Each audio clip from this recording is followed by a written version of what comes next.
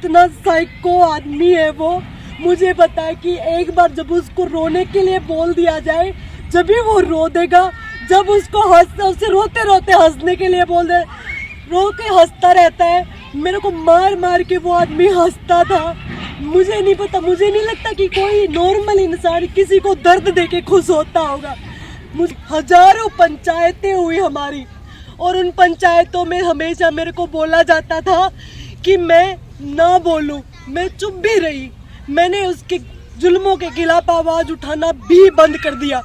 मैं बैठकर कोने में मैं माता रानी का नाम लेती रहती ना। उस इंसान से बात करना स्टार्ट किया उस टाइम। मैं आपको बता दूं कि आज वो संपत्ति हड़पने के मेरे ऊपर आरोप लगा रहा है। जब 2015 में मैंने बात की थी तो उसके घर में एक टॉयलेट भी नहीं होता था। उसके घर में एक टॉयलेट नहीं होता था, तसले में नहाते थे वो लोग। ऐसे इंसान का मैंने हाथ पकड़ा था। मेरी गलती ये रही कि मैंने उस इंसान का, और उस टाइम मैं वर्ल्ड की मेडलिस्ट, इनकम टैक्स इंस्पेक्टर और एशियन की मेडलिस्ट और बहुत बार नेशनल चैंपियन रह चुकी थी।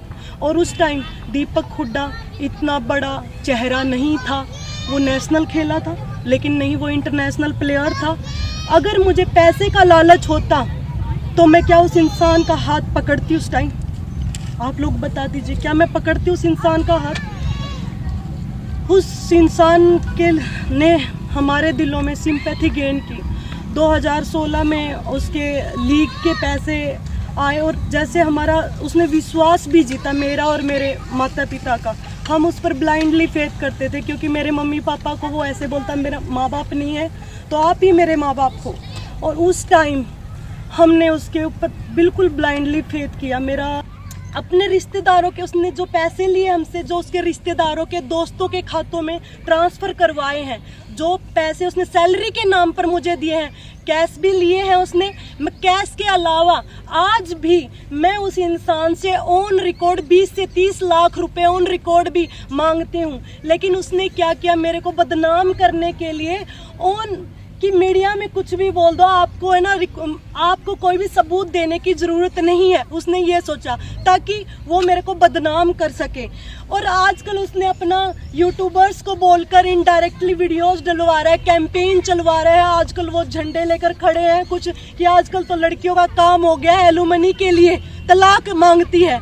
मैंने उस इंसान को ये सब चीज़ें होने से पहले, ये सब केस डालने से पहले, एसपी को एप्लीकेशन देने से पहले उस इंसान को ये बोला था कि दीपक, हम इतने साल इकट्ठे रहे हैं और मैंने तेरी इतने साल तक मारपीट बर्दाश्त की है।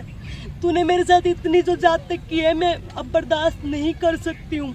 हम ऐसे करते, आप मेरे को तलाक दे दो, मुझे आपसे एक फूटी कौड़ी नहीं चाहिए।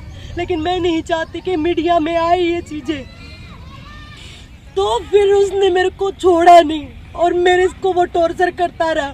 फिर उसके बाद जैसे मेरे मामा जी आते, वो एकदम से बातें बदल जाता है और वो फिर मेरे को दबाव बनाता है।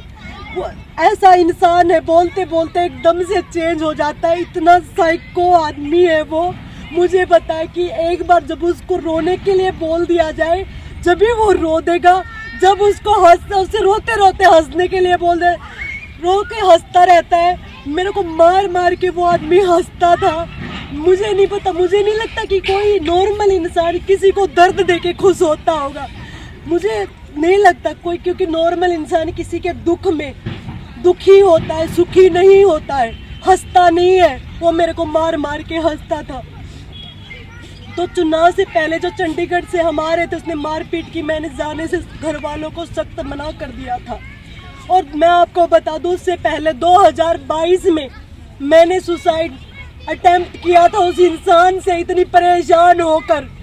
और उसके बावजूद भी फिर भी मैं उस इंसान के साथ रही, क्योंकि मेरे घर वालों का दबाव इतना ज़्यादा था मेरे ऊपर कि मेरे घर वाले ये बोलते थे, कोई नहीं बेटा, बसा ले, कोई नहीं, आदमी सुधर जाते, नहीं वो होगा, कोई बात नहीं बेटा। पंचायतें हुई, हजारों पंचायतें हुई हमारी, और उन पंचायतों में हमेशा मेरे को बोला जाता था कि मैं ना बोलूं। मैं चुप भी रही। मैंने उसके जुल्मों के खिलाफ आवाज उठाना भी बंद कर दिया। मैं बैठकर कोने में मैं माता रानी का नाम लेती रहती ना, तब भी वो इंसान मुझे छोड़ता नहीं था, तब भी मुझे बुरे तरीके से मारता था। एक चाय पीती थी ना, उससे आवाज आ जाती, जब भी वो इंसान मुझे बुरे तरीके से मारता था। वो ऐसा इंसान मुझे नहीं लगता कि कोई नॉर्मल इंसान ऐसे किसी के साथ जाती कर सकता है। ये सब चीजें मैं बर्दाश्त करती रही, ये और मेरी बर्दाश्त की सब चीजें बाहर हो गई। इलेक्शन के बाद अभी 27 तारीख को भी और उससे पहले मारपीट मेरे साथ हुई, तो मैं सब चीज़ों से मैंने सुसाइड अटेम्प्ट किया और उसमें मैं बच गई। और मेरे घर वालों ने मेरे को बोला कि अगर तुम मर गई तो हमारे पास अब क्या है, तो उन्होंने बोला कि कोई नहीं बेटा, तू छोड़ दे, अब हम तेरे को कुछ नहीं कहेंगे। इलेक्शन से पहले मेरे घर वालों ने मेरे को ये बोलकर भेजा था कि अब उन्होंने, उसके दोस्तों ने और उसने और जो पंचायती जो आदमी थे, उन्होंने मेरे को विश्वास दिलाया कि ये तेरे साथ मारपीट नहीं करेगा। उन्होंने विश्वास दिलाया और बोले अगर मारपीट की तो मैं तुम्हें डाइवोर्स म्यूचुअल कंसेंट से दे दूंगा।